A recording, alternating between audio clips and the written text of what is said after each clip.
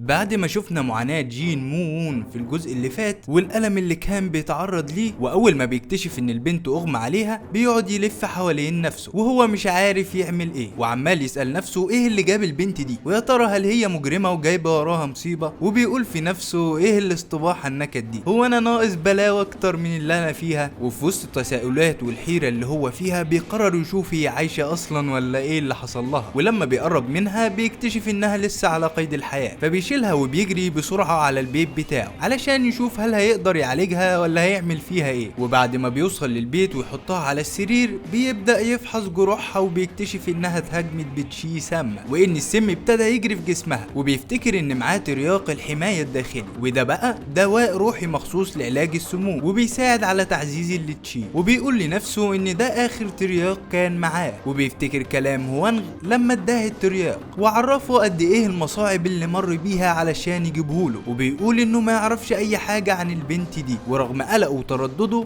بيقرر انه يستخدم الترياق ويساعدها، وبيعمل لها كل الاسعافات اللي يقدر عليها. وبعد ما بيخلص بيبص لها بحيرة وبيتساءل هي مين البنت دي ولا جت منين، وبيقولوا انه من اول اليوم وهو عمال يجيله ضيوف غير مرغوب فيهم وحاجة كده، يعني ايه اليوم الحلو ده. وبعد مدة من الزمن بنلاقي البنت فاقت فجأة من الغيبوبة اللي كانت فيها، وبتقوم بسرعة لكنها بتتوقف لما بتحس بالألم في كتفها المصاب، وبتتسائل ايه اللي حصل لها ومين اللي اسعفها. ولما بتبص جنبها بتلاقي ضمادات مليانة دم، وفي وسط دهشتها بتلاقي مون بيقول لها بتعجب انت صحيتي، اديني بقى شوية على ما اجهز الاكل. وهنا بتفتكر كلامها مع مون قبل ما يغمى عليها، وبتسأل نفسها ليه الشخص ده ساعدها وانقذها من الموت. وبيقطع تساؤلاتها دخول مون وهو شايل الاكل، وبيقول لها انه افتكرها ميتة علشان فضلت نايمة لمدة 3 ايام كاملين، فبترد عليه بتعجب وهي مش مصدقه ان هي نامت ل3 ايام، وبتساله ايه اللي خلاه يساعدها، فبيوضح لها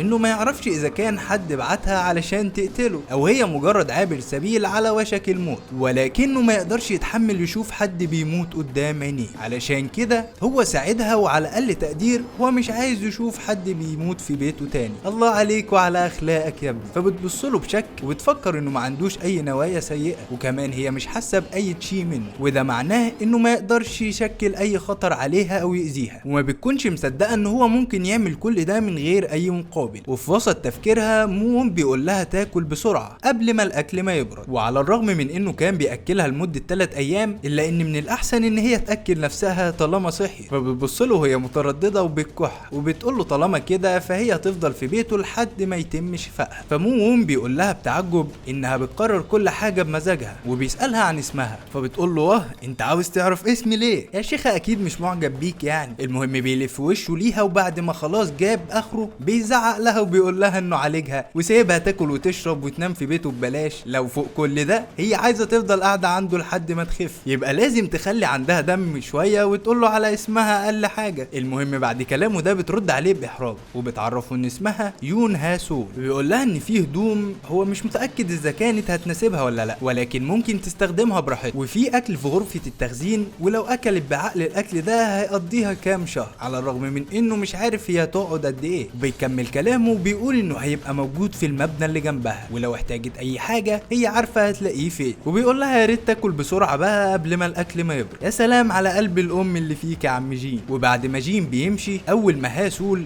بتتاكد ان هو مشي بتبدا في التألم، وبتقول ان هي محتاجه تستعيد طاقتها في اسرع وقت علشان تتخلص من السم اللي في جسمها، وبتتساءل عن شخصيه جين مون اللي ساعدها رغم ان هو ما يعرفش هي مين ولا ايه اللي جابها عنده. في الوقت ده بنروح لمون اللي بيتأمل وبيقول بالحكم على الجراح اللي هي مصابة بيها فهي مش شخص عادي، وانها مش مجرد جراح عادية، وفي مخاطر كبيرة لانه ما يعرفش اي حاجة عنها، ولكن الحقيقة انه سابها تفضل في بيته عن طيب خاطر. وبيسأل نفسه هل هو كان وحيد للدرجة دي علشان يخلي حد ما يعرفوش يعيش معاه، وبيبتسم زي العبيط وبيقول يون هاسول الاسم ده شكله جميل قوي. وبيمر الوقت وبنلاقي فرقة المرتزقة شغالين بيصلحوا القصر علشان يستعدوا للضيوف المهمين اللي هيجوا من التحالف المركزي السماوي، وكل ده في الوقت اللي قائدهم نايم زي الخنزير من غير ما يعمل اي مصلحة. وبنلاقي مون بيبص على بيته وبيقول ان هاسول ما خرجتش من البيت بقالها 3 ايام، وبيكون الفضول واخده اذا كانت بخير ولا ماتت، وبيفكر يزورها علشان يطمن عليها. وجوه البيت بنشوف هاسول قاعدة بتحاول تجمع طاقتها الداخلية علشان تقدر تتخلص من السم تماما، ولكنها وانها ما قدرتش تجمع غير نص الطاقه لان مفيش وقت، وبتقول ان السم اللي في جسمها ده اخر سم موجود واسمه لهيب الظلام المستهلك، وبتقول انها مش عارفه ايه نوع الترياق اللي مو وون استخدمه، ولكن من الواضح ان مفعوله ابتدى يختفي، علشان كده هي لازم تبدا تتخلص من السم على الرغم من خطوره العمليه دي لان طاقتها الداخليه ما رجعتش كلها، ولكن مفيش قدامها حل تاني. وبنشوف السم متجمع مكان الجرح في كتفها، وبتبدا هاسول تستخدم طاقتها الداخليه علشان تتخلص من السم، وبيبان عليها التركيز الشديد، لكن للاسف السم بينتشر في جسمها لان طاقتها مش كافيه وهي بتفقد الوعي. بتقول ان دي كده نهايتها وانها لسه ما شكرتش مو وون بشكل مناسب على رعايتها. في اللحظه دي بيدخل شخص مقنع للمكان من السقف وبيمسك هاسول قبل ما تقع على الارض، وبسرعه بيضغط على نقاط الطاقه في جسمها وبيبتدي يوقف انتشار السم داخل جسمها، وبيطلب منها ان هي تستعيد تركيزها وتستعمل طاقتها الداخليه علشان يقدر يتخلص من السم اللي في جسمها، وبيطلب منها ان هي توجه التشي ناحيه صوابعها، وبنشوف السم بيخرج من صوابعها وبيقع على السرير وبيحرق جزء منه زي الحمض بالظبط، وبيعرفها ان السم خرج من جسمها تماما وانه لحقها على اخر لحظه، وانه لو اتاخر اكتر من كده كانت هتموت للاسف، وبيعرفها انه اسف لانه اتاخر وانه ما كانش مفكر ان هي هتستخبى في المكان ده. وبنعرف ان الشخص ده اسمه ساري يونغ واللي معناه الروح الميته، ربنا ياخدك يا ابني. وبيعرفها ان هو عايش لغرض واحد واللي هو خدمه سيده هاسو، وانه فشل في حمايتهم هما الاثنين وانه مستعد يتلقى عقابه بكل سرور. فبتعرفه انه لولا وجوده كان زمانها ميته، بالاضافه لانهم اتعرضوا لكمين وما كانش في ايده اي حاجه يعملها. ولما بتساله كان فين كل الوقت ده بيجاوبها انه كان مصاب واضطر يستخبى هو كمان، وانه قدر يحدد مكانها من فتره قريبه. ولما بتساله ليه ما راحش يدور على السيد قبل ما يجيلها بيعرفها ان السيد مش محتاج مساعده منه لانه اكيد هيكون بخير، وان اولويته هو مساعدتها في التعافي. وعلى الرغم من كلامه ما بتقتنعش تماما، فبيكمل وبيعرفها ان اختبائها في الفرقه الشماليه كان اختيار ذكي، لان الاوغاد اللي بيطاردوهم مش هيصدقوا ان هي مستخبيه هنا، وان افضل حاجه تعملها دلوقتي هي انها تستعيد طاقتها الداخليه. وبيطلب منها ان هي تستنى لفتره اطول لحد ما يلاقي السيد وهيرجع لها مع اوامر السيد. وفي وسط التلج اللي مغطي المكان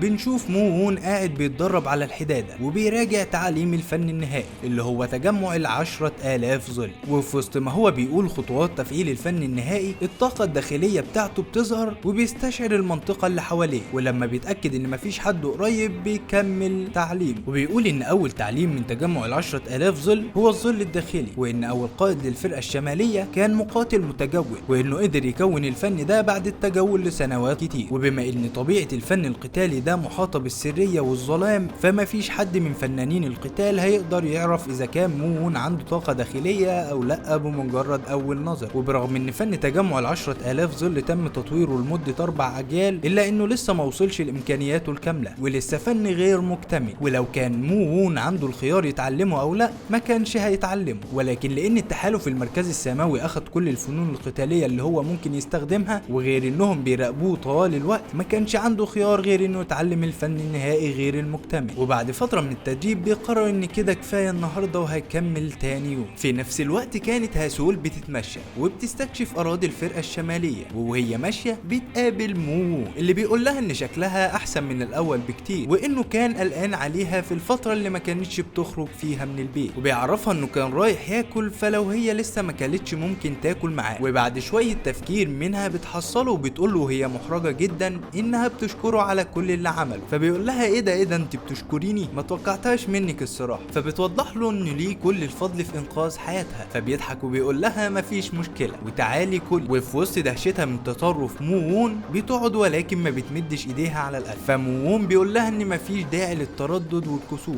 لان الاكل مش مسموح. فبتساله ليه هو ما سالهاش عن اي حاجه، ولما بيسالها تقصد ايه بكلامها ده بتجاوبه انه ما سالهاش عن خلفيتها او جت منين، فبيعرفها ان هو محبش يطفل عليها. في اللحظه دي بتساله بكل فضول ليه ما سالهاش، فبيجاوبها انه احسن له ما يسالش لانه لو عرف مش هيقدر يستمتع بوقته معاها تاني. وهنا بتساله باستنكار انت عبيط ولا ايه، فبيقول لها ما تشككش في قراراته وتاكل بدل ما هو سامع صوت معدتها بالكركر بقالها ساعه. وبنشوف مو وون قاعد فوق قصر ال10,000 روح وبيفكر ويقول انه حاسس ان جسمه ابتدى يتغير وان في سر تاني جوه جدار ال10,000 روح، وان ده انسب وقت ليه علشان يتعلم تقنيه نصل الظلام الابدي. ودي بقى تقنيه سيف غامضه تم انشائها لغرض واحد وهو القتل، وانه كان بيتعلم اساسيات المبارزه طول الفتره اللي فاتت علشان يقدر يستفيد بشكل صحيح صحيح من التقنية دي. وبيعدي اليوم ده وبنلاقي مون بيقضي يومه بين التدريب على الحدادة والمبارزة علشان يقدر يستخدم تقنيات تجمع ال10,000 ظل. وعلى الناحية التانية بنلاقي هاسول بتقضي يومها كله في استعادة طاقتها الداخلية. وفي يوم من الأيام في وسط ما مون بيتدرب على الحدادة في أمان الله، أول ما خلص وبيلف وشه لقى هاسول قاعدة، فبيتخض وبيقول لها بعد ما جات له سكتة قلبية وتقريبا شاف المرحوم أبوه من الخضة: انت ايه اللي جابك هنا وانت هنا من امتى؟ فبترد عليه وبتقول له انها مش عارفة اذا كان هو كان مركز جدا او ما بيعرفش يحس باللي حواليه، ولكن اللي هي عارفاه انها قاعدة من بدري. وبتكمل وبتقول له عموما انها جعانة وعاوزة تاكل. في اللحظة دي مون بينفجر فيها وبيقول لها انها بقالها 3 شهور قاعدة عنده، وبيكمل انه ما شافش حد في بجاحتها، ويقول لها انت مش ناوية تروحي من هنا ولا ايه؟ فبترد عليه بكل برود انها جعانة وعايزة تاكل. وطبعا مون بيستسلم لانه عارف انه لو كمل جدال معاها هتجيب له الضغط والسكر زي كل الستات طبعا. وبيقول كان يوم اسود يوم ما عرفت انا كان ايه غصبني ان اعمل كل ده لواحده انا ما اعرفهاش اصلا. وبيسلم امره لله وبيقول لها يلا، وبيمشي علشان يجهز الاكل. ولما بيديها ظهره بتفكر وبتقول انه مهما بصت له بجديه فالموضوع ده مش منطقي، وازاي وريث الفرقه الشماليه ما يعرفش يستخدم اي فنون قتاليه، وكمان ما يعرفش اي حاجه عنها، لا وبيضيع وقته كله في الحداده. في اللحظه دي مون وهو ماشي بيقع على وشه: كفايه قر مش هتجيبوها لبر. المهم ولما بيلاقيها لسه ما اتحركتش من مكانها بيزعق لها وبيقول لها بتعملي ايه؟ مش كنت جعانه من شويه؟ فبتمشي وراه على المطبخ، وبعد ما الاكل بيجهز بيقعدوا ياكلوا وبيهزروا مع بعض. وعلى الجانب التاني عند بوابه الفرقه الشماليه بنشوف بنتين وولد عمرهم قريب من مون، وبيكون وراهم عدد كبير من المقاتلين، وواحد منهم بيقول هي دي الفرقه الشماليه. وبنعرف ان الاشخاص دول هم شيم مون لي وشيم سو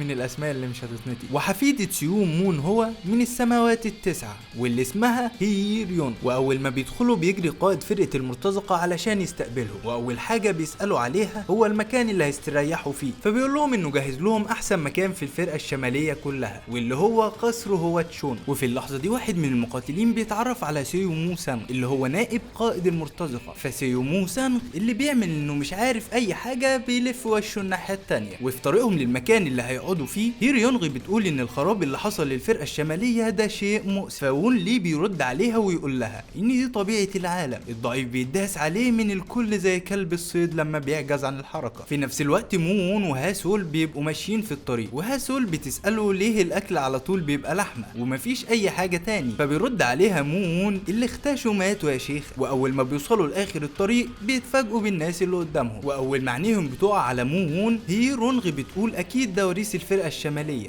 السيد جين. وبيظهر القلق على قائد المرتزقه لما بيلاقي مون وهاسول مع بعض، وهاسول بتلوم نفسها انها ما قدرتش تكتشف العدد الكبير ده من الناس، وبتقول ان ده تاثير وجودها مع الغبي مون. وفي وسط الارتباك اللي حاصل واللي بيقدم نفسه هو واللي معاه المون، فمون بيعرفوا بنفسه هو وهاسول وبيقول لهم انها قريبته من بعيد وجايه تقعد معاه شويه. وقائد المرتزقه بيقول لمو سينغ من امتى هو عنده قرايب، ومين البت دي وايه اللي انتوا كنتوا بتعملوه الفتره اللي فاتت يا مغفلين، وبيطلب منه انه يعرف له مين دي النهارده قبل بكره. فون لي بيقول لمون ان شكله عارف هم مين، فبيقول له انه سمع عنهم وان اسمائهم معروفه في عالم الفنون القتاليه. فبيرد عليه ويقول له حتى المكان المعفن سامحني حتى في الشمال البعيد احنا معروفين، يبقى نتخطى الشكليات. وبيسيبه وبيمشي. في الوقت ده هاسول بتبص على مون وبتقول انه مش بالغباء اللي هي كانت فاكراه، وانه قدرته على الكذب من غير اي تردد شيء مثير للاهتمام. وبتقول انها كانت فاكره ان هو مالك المكان، وبتكون مستغربه ان وون لي بيتصرف كأن المكان ملكه. وفي المساء بنشوف وون لي بيكلم الجنرال اللي معاه واللي اسمه موك،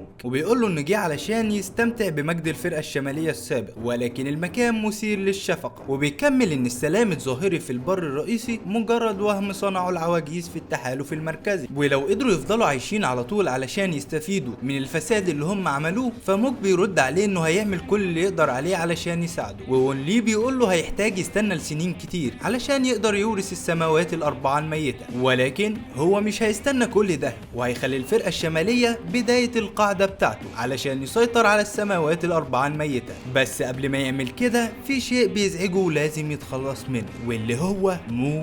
وبنشوف مون بيتدرب في ورشه الحداده، وبيتفاجئ لما بيلاقي وون لي واقف عند الباب، وبيستغرب ازاي ما حسش بيه رغم انه كان بيستشعر المكان كله. ومن الواضح كده ان كل شويه حد يغفله. وون لي بيتريق عليه وبيقول له انه ما كانش يعرف ان صوت المطرقه ممكن يكون باللطف ده، وبيقول له انه بيعمل شغل شغل كويس بالنسبه لشخص ما عندوش اي تشي وبيتحمل درجه الحراره دي جوه الورشه. وبيساله ازاي هو قدر يعيش في المكان ممل زي ده لدرجه تخليك تحس ان الوقت متوقف. وبياخد سيف من اللي مون صنعهم وبيجربه، وبيقول له ان سيف جودته عاليه وانه يقدر يبيعه بسعر عالي في البر الرئيسي. وبدون اي انذار بيوجه السيف ناحيه مون اللي بيساله بدهشه ايه اللي هو بيعمله. فبيقول له وريث الجدار الشمالي ما اتعلمش اي فنون قتاليه ووقف التمثيل ده، وبيقول له انه لو استسلم بجد ما كانش هيفضل عايش للمده دي. في اللحظه دي مون بيبقى مرتبك وبيفكر هل وون لي بيختبره والمفروض يدافع عن نفسه، ولو دافع عن نفسه الامور هتسوء اكتر لانه ابن واحد من السماوات التسعه، غير انه ما ينفعش يكشف عن قوته دلوقتي والا كل اللي عمله هيضيع. وبيقطع تفكيره لما وون لي بيهاجمه بالسيف، وقتها بس بيكتشف ان وون لي ما كانش بيختبره وانه ناوي يقتله بجد. فبيضطر مون انه يستخدم التشي بتاعته علشان يدافع عن نفسه، لكن في نفس اللحظه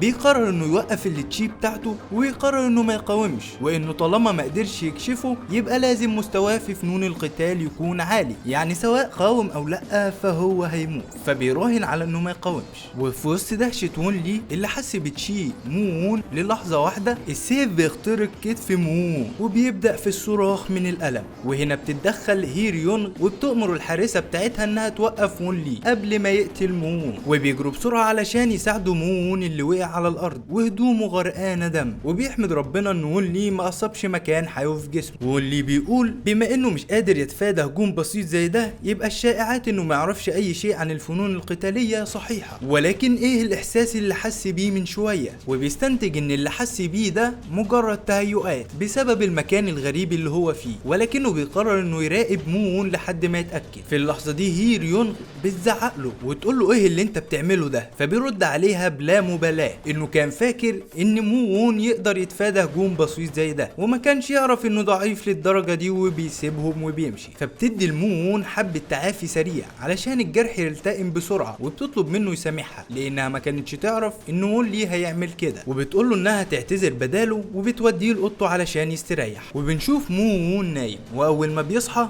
بيلاقي يون هاسول بتساله مين اللي عمل فيه كده، فبيفضل ساكت. فبتقول له انه غبي وحتى لو هو اضعف منهم كان المفروض يقاومهم على الاقل، او لو مش قادر يقاومهم كان حاول يهرب من المكان. وبتقول له انا ليه متضايقه علشانك وانت اساسا مش مهتم ولا في دماغك. في اللحظه دي بيمسك ايدها وبيشكرها وبيقول لها انها اول حد يقلع عليه، ده غير السيد هوانغ طبعا. فبتتكسف وبتضربه على بطنه وبتقول له ايه اللي انت بتعمله ده، وبتعرفه انها تسيب المكان قريب، وبتقول له ان جروحها خفت تماما وان مفيش اي سبب يخليها تستنى. وبتفتكر ان سار يونغ زارها من فتره قريبه وبلغها ان السيد بخير وانها لازم تجهز علشان هيتحركوا قريب. وبنشوف دام سو تشيون وسط الصحراء وواقف على هضبه وبيقول هي دي الاراضي الشماليه الموحشه، ده منظر مدهش. وبيبص وراه وبيقول انتوا مين؟ اظهروا نفسكم بدل ما انتوا مستخبيين زي الفيران كده. وبيظهر من تحت الرمل مقاتلين مقنعين وبيقولوا له انت اللي مين ورايح فين. فبيفحصهم بنظره وبيستنتج انهم مش زي اي مقاتلين قابلهم قبل كده، وبيقول معقوله في مقاتلين لسه ما قابلتش حد زيهم في الاراضي الشماليه. وبيرد عليهم ويقول لهم ايه اللي يخليه يقول لهم اي حاجه. فبيعرفوا قائدهم انه هيسيبه يعيش لو رد عليه. فسو تشيون بيقول له انه هو اللي هيسيبهم يعيشوا لو جاوبوه. فبيرد القائد اذا كان كده هيعتبروا انه جاي علشان يساعد الست اللي هربت منهم. فبيعرفهم انه هو ما يعرفش هم بيتكلموا عن ايه،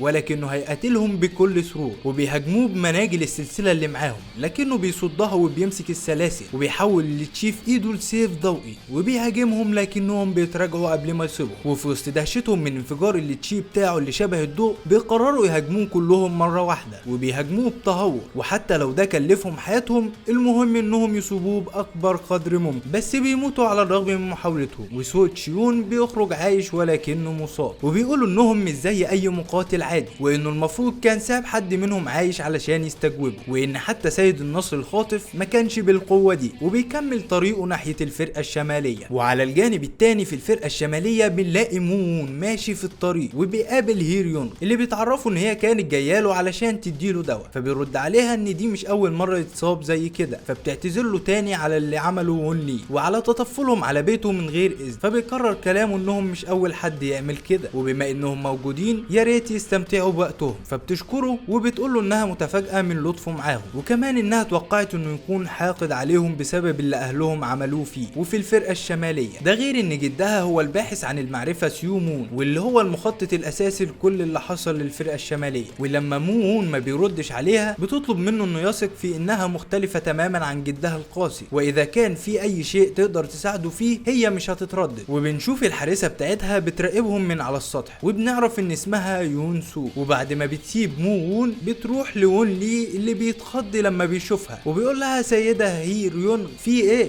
فبتساله كم مره قالت له ما يلمس مون، فبيوضح لها انه ما كانش يعرف انه ضعيف ومثير للشفقه كده. وبيختلف اسلوبها 180 درجه، وهي بتقول له ان مون قيمته مهمه جدا بالنسبه لخطتهم، وانهم محتاجين يستخدموا وجوده كاخر وريث للفرقه الشماليه بافضل طريقه علشان يحققوا هدفهم. فيا ترى ايه هو هدفهم؟ وهل هيقدروا يحققوه؟ وازاي هيستخدموا مون؟ ومين المقاتلين اللي حاربهم دام سو؟ وايه اللي مستني مون؟ في الاحداث الجايه هنعرف كل ده. ويا ريت بقى ما تنساش تعمل لايك وتشترك في القناه علشان يوصلك كل جديد. والسلام.